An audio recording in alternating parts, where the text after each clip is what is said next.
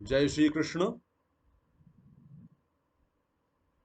आशा करता हूं आप सभी स्वस्थ एवं सुरक्षित होंगे। इस विभीषिका के मध्य अपने आप को संभाल कर अपने विवेक के साथ गतिशील होंगे और अपने दायित्वों का भली भांति निर्वहन संपन्न कर रहे होंगे।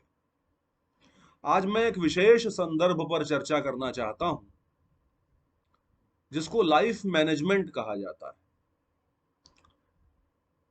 कॉरपोरेट लेवल पर बहुत बड़े बड़े सिंपोजियम होते हैं, बड़ी बड़ी वर्कशॉप्स ऑर्गेनाइज की जाती हैं, जिसमें सिखाया जाता है how to dilute your stress at the same time, to which extent you can draw the line of demarcation in between your different obligations on sustainable manner। तो ये जो विभाजक रेखाएं हैं, मानसिक स्तर पर इनको किस प्रकार से खींचा जा सकता है और किसी भी लक्ष्य के प्रति बहुत आकर्षण होते हुए भी उस आकर्षण से बचते हुए उस कार्य को सिद्ध करने के लिए अपनाई जाने वाली प्रक्रिया को किस प्रकार से क्रियान्वित किया जाए, वास्तव में यही जीवन का प्रबंधन है, जिसको कि अंग्रेजी में लाइफ मैनेजमेंट कहा जाता है। अब देखो, इस संदर्भ में जो सर्वप्रमुख नाम आता है वो आता है श्रीमद् भगवद गीता का। अपनी बात प्रारंभ करने के पहले मैं स्पष्ट कर दूं कि 3/4 सनातन धर्मावलंबी हिंदुओं को यह पता नहीं है कि श्रीमद् भगवद गीता और श्रीमद् भागवत के मध्य क्या अंतर है, तथा दोनों एक ही ग्रंथ नहीं है। आज मैं जो बता रहा हूं, यदि आप सुन करके उसको अपने हृदय में स्थापित रख पाए तो अधिक उत्तम होगा, आगे जैसी आपकी रुचि और इच्छा। श्रीमद् भगवद गीता महाभारत के भीष्म पर्व का एक अंश है, जो ईश्वरीय वाणी होने के कारण तथा जीवन भर के अनुभवों से युक्त होने के कारण एक सार्वभौम निर्देशक ग्रंथ के रूप में पूरे विश्व में सुप्रतिष्ठ हुआ है। जहां तक श्रीमद् भागवत का प्रश्न है, श्रीमद् भागवत एक पृथक महापुराण है, जिसमें नाना प्रकार की लीलाएं हैं, जिसमें वेद वेदांग का समुच्चय है। उसी प्रकार से, जिस प्रकार से जब आप ईख को, बांस को, ईख को ही कहूंगा, ईख ईख अधिक बेहतर शब्द है, ईख को हाथ में लेते हो तो उसमें आपको कहीं रस दिखाई नहीं देता है। जब आप उसको निचोड़ते हो, जब उसको पेरते हो, तब उसमें से रस निकलता है। उसी प्रकार से श्रीमद् भागवत में प्रवेश करने के उपरांत उसके रस की अनुभूति प्राप्त होती है, जिसको कहते हैं आलयम पिबत। प्रलय काल तक पीते रहने से भी जिससे तृप्ति न हो, वो है श्रीमद् भागवती रस। तो हम लोग पुनः अपनी बात पर लौटते हैं। तो श्रीमद् भगवत गीता में एक बड़े अद्भुत सूत्र की चर्चा की गई है, वो है निष्काम कर्म योग। वास्तव में निष्काम कर्मयोग क्या है? बहुत से ग्रंथों में गीता के ऊपर जितना लिखा गया है उतना किसी ग्रंथ पर नहीं लिखा गया। सबकी अपनी अपनी टीकाएं हैं, अपनी अपनी भावानुभूतियां हैं, अपने अपने स्पष्टीकरण हैं। निष्काम कर्मयोग से एक बड़ा भ्रम उत्पन्न हो गया है संसार में कि निष्काम कर्मयोग का मतलब होता है किसी प्रकार की कामना से रहित होकर के किया गया कार्य। जबकि मनोवैज्ञानिक आधार पर यदि निर्णय किया जाए तो यह स्पष्ट हो जाता है कि निष्काम कर्मयोग की संकल्पना को यदि उसके शब्दों के आधार पर वर्बेटिम स्वीकार किया जाए तो यह एक साइकोलॉजिकल इम्पॉसिबिलिटी है, एक मनोवैज्ञानिक असंभाव्य स्थिति है।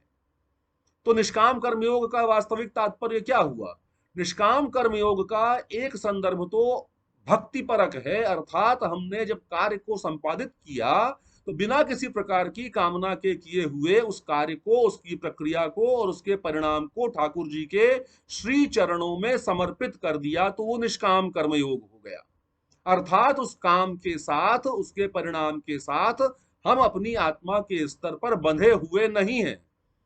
दूसरा संदर्भ ये आता है निष्काम कर्म योग का कि जब हमने किसी प्रकार के कार्य को प्रारंभ किया तो उस कार्य की पद्धति को क्रियान्वित करते समय उस कार्य की पूर्णता के उपरांत प्राप्त होने वाले लाभ से होने वाली आनंदानुभूति से हम बिल्कुल प्रभाव मुक्त रहे और हमने अपने कार्यों को सहज रीति से संपादित किया।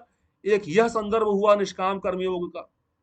कामना तो कहीं ना कहीं होगी, बस उसकी परिणति ये है कि उसको ईश्वर के चरणों में समर्पित करते हो या उसके परिणाम के आनंद से स्वयं को मुक्त रखते हो। मैं दो उदाहरणों से इस बात को स्पष्ट करने का प्रयास करूंगा। पहली बात तो यह है कि एक बालक की परीक्षा का समय था। सबसे अधिक स्कोरिंग सब्जेक्ट्स तो साइंस के होते हैं।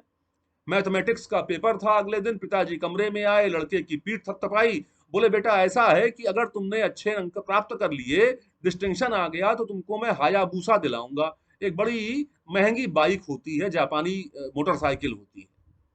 लड़के को बड़ा उत्साह जागा, बड़ा इंस्पायर्ड हुआ कि अब तो मुझे मोटरसाइकिल मिल जाएगी। उसने पुस्तक पर ध्यान संकेंद्रित किया, पढ़ना प्रारंभ किया, लेकिन धीरे धीरे हुआ यह कि पुस्तक के भीतर से मोटरसाइकिल की छवि निकलने लगी। वो बड़ी होती गई और अंत में उसने उसको आवृत्त कर लिया। सारे के सारे जो इंस्पिरेशंस थे, जो इंस्पायर्ड हुआ था, वो सारा मामला एक्सपायर कर गया। अब तो मेरे पास गाड़ी होगी, मैं अपनी गर्लफ्रेंड के साथ घूमने जाऊंगा, केम्प्टी फॉल जाऊंगा, दोस्तों के साथ जाऊंगा, लोग मुझे देखेंगे, अद्भुत स्थिति होगी, लोग आश्चर्य करेंगे, ईर्ष्या करेंगे। आनंद की अनुभूति में पढ़ करके उस बालक ने अपनी पढ़ाई वाली पुस्तक को बंद किया और शांति से सो गया। परिणाम क्या हुआ? परीक्षा दी, शून्य आया। शून्य ही सत्य है जीवन में। सबसे बड़ा सत्य तो शून्य ही है, संबंधों में भी, व्यवहार में भी, कार्य में भी। आप बहुत दिन तक कोई कार्य करते हो, अंत में कुछ हाथ में नहीं आता है तो शून्य ही होता है। दूसरा उदाहरण एक और देता हूं। आप अपने किसी मित्र के साथ कोई चलचित्र यानी पिक्चर देखने गए, किसी पीवीआर में, किसी मेट्रो में, किसी लिबर्टी में कहीं गए। उसके बाद हर 5 मिनट पे आपने अपने मित्र को उंगली करनी शुरू की, देखो भैया बड़ा आनंद आ रहा है।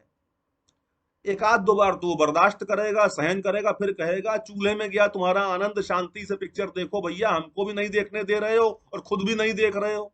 तो आनंद की जो अनुभूति है वो आनंद प्राप्त करते समय वर्णन करने की नहीं होती है। आनंद के उस प्रक्रिया के क्षणों के पूर्ति के उपरांत आप चाहें तो उसका वर्णन संपन्न कर सकते हैं। इसको कहते हैं निष्काम कर्मयोग। और क्या निष्काम कर्मयोग का औचित्य है? औचित्य ये है कि जब आप अपने ऑफिस में काम कर रहे हैं तो आप अपने घर को ऑफिस के अंदर लाने की गलती न करें। घर को घर पर छोड़ करके आए, ऑफिस में बैठें। मित्रों के साथ बैठें तो भी ऑफिस को अपने साथ सिर पर लाद करके न घूमें। ऑफिस में रहें तो हर प्रकार के पारिवारिक और सामाजिक दायित्वों से मुक्त रहने का प्रयास करें। जब घर में घुसें तो ऑफिस को दरवाजे के बाहर छोड़ करके आवें। पिता के साथ रहें तो पुत्र के रूप में रहें, पत्नी के साथ रहें तो पति के रूप में रहें, बच्चों के साथ रहें तो पिता के रूप में रहें। जिसके साथ रहें उसके साथ उसी रूप में अपने आप को ढालने का प्रयास करें। जब ये पैरेलल लाइंस एक दूसरे को क्रॉस करने लगती हैं तब स्पार्क उत्पन्न होता है। जैसे कि तार में लाइन अगर अलग अलग हो, जिसमें डंडा लगा करके लाइनों को अलग कर दिया जाता है, जब लाइन फंस जाती है एक दूसरे के साथ तो चिंगारी निकलती है, उसके बाद फ्यूज उड़ जाता है। हमारी आपकी जिंदगी में भी यही होता है, फ्यूज उड़ जाता है, क्योंकि हम बीवी के साथ बैठ करके बात ऑफिस की करते हैं, मित्र के साथ बैठ करके बात अपने घर की करते हैं। जहां हो वहीं के होकर के रहो भैया, पूर्ण रूप से मन वचन कर्म और समस्त इंद्रियों के साथ जहां हो वहीं रहो ना, भागते क्यों हो? दो मित्र थे, मंदिर गए दर्शन करने। अब एक मित्र के मन में आया कि मेरा मन तो मंदिर में लग नहीं रहा है, तो मैं तो जा रहा हूं बार में मद्यपान करने के लिए। दूसरा बोला नहीं भैया, मैं तो मंदिर में आया हूं, मंदिर में बैठ के भगवान का भजन करूंगा। एक मित्र जो था वो धिक्कार करके चला गया, बार में बैठ के उसने शराब पीने का प्रक्रम प्रारंभ किया। अब उसको बार बार याद आवे मंदिर की कि गलती कर गए, मंदिर में होते तो आनंद की अनुभूति होती, बड़ा मजा आता, मेरा मित्र तो आनंदित हो रहा होगा, कहां मैं शराब के चक्कर में पड़ गया। उसने शराब का प्याला फेंक दिया, उसके बाद बाहर निकल करके आया और नदी के किनारे जाकर के बैठ गया। बोला बड़ी गलती कर गए, मंदिर नहीं गए। और वो जो मित्र मंदिर में बैठा था उसको ठाकुर जी की मूर्ति में भी बोतल दिखाई दे रही थी। कहां फंस गए मंदिर में, बार में गए होते, साथ बैठ के दारू पीते, आनंद आता, मजा आता। जब दोनों मरे तो भैया जो बाहर गया था ना वही स्वर्ग गया, मंदिर वाले को तो नरक ही मिलना था। जहां रहते हो पूरे पूरे रहने का प्रयास करो, खाली शरीर रहने से काम नहीं चलेगा। मन बुद्धि सब कुछ उसी स्थान पर स्थित होनी चाहिए, तब जीवन में धन्यता का बोध होता है। सफलता किसको कहते हैं? सफल व्यक्ति कुछ नहीं करता, वो मात्र सारे कामों को सुव्यवस्थित तरीके से संपादित करता है। उसको पता है कि कब क्या करना है, कैसे करना है। भाई एक बात और समझो, 24 घंटे का समय होता है। मुझे एक भी आदमी ऐसा नहीं दिखाई दिया जिसने कि 28 घंटे ग्रैब कर लिए हो प्रकृति से। तो इस 24 घंटे का जो अधिकतम उपयोग कर सकता है, जो अपने निमित्त से अपने समस्त अलग अलग दायित्वों का विभाजन संपन्न कर सकता है और उनको एक दूसरे से टकराने से रोक सकता है, भैया वही जीवन में सफलता को प्राप्त करता है। और इस सफलता की प्राप्ति के लिए बहुत अनिवार्य है कि ईश्वरीय कृपा प्राप्त हो, गुरु की कृपा प्राप्त हो, अध्ययन हो, निधिध्यासन हो, मनन हो, आसन हो, जप हो, ध्यान हो। वो तब होगा जब आप संस्कार युक्त होंगे और आपको कोई गुरु की प्राप्ति होगी। अब गुरु कैसे मिलेगा, भक्ति के कितने रूप हैं, बहुत सारी बातें हैं जिनके बारे में चर्चा करनी है, वो आगे कभी फिर चर्चा करेंगे। श्री राधा रमणो विजयते। जय गौर।